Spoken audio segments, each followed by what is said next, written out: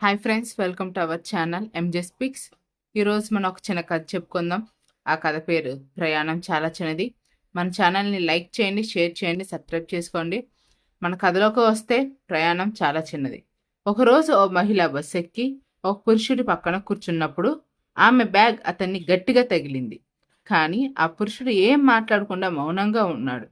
ఆ పురుషుడు మౌనంగా ఉన్నప్పుడు ఆ స్త్రీ అడిగింది, నేను నిన్ను నా బ్యాగ్తో కొట్టాను, మరి నువ్వెందుకు కోపం తెచ్చుకోలేదు?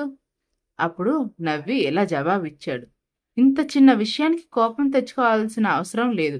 ఎందుకంటే మనం కలిసి చేసే ప్రయాణం చాలా చిన్నది.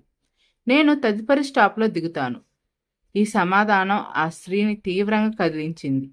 ఆమె ఆ పురుషుడిని క్షమాపణలు చెప్పి తనలో తాను ఇలా అనుకుంది, ప్రయాణం చాలా చిన్నది. ఈ మాటలు బంగారంతో రాయబడాలి. ఈ ప్రపంచంలో మనకున్న సమయం చాలా చిన్నది. అవసరమైన వాదనాలు, అసూయ, క్షమించలేకపోవడం, ఆగ్రహం మరియు ప్రతికూల భావోద్వేగాలు నిజంగా సమయం మరియు శక్తిని వృధా చేయడం అని మనం అర్థం చేసుకోవాలి. ఎవరైనా నీ హృదయాన్ని విచ్ఛిన్నం చేశారా? ప్రశాంతంగా ఉండండి. ప్రయాణం చాలా చిన్నది. ఎవరైనా మిమ్మల్ని మోసం చేశారా? బెదిరించారా లేదా అవమానించారా? విశ్రాంతి తీసుకోండి. ఒత్తిడి గురి కావద్దు. ప్రయాణం చాలా చిన్నది. ఎవరైనా కారణం లేకుండా మిమ్మల్ని అవమానించారా? ప్రశాంతంగా ఉండండి, విసర్శించండి.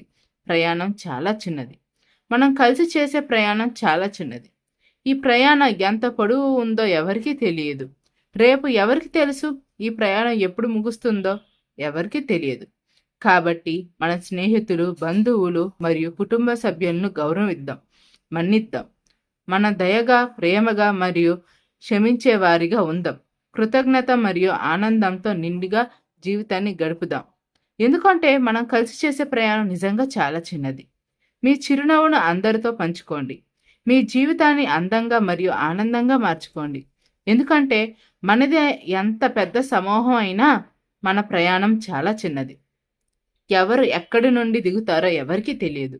కాబట్టి ఎల్లప్పుడూ సంతోషంగా ఉండండి, నవ్వుతూ ఉండండి మరియు జీవితాన్ని ఆస్వాదించండి.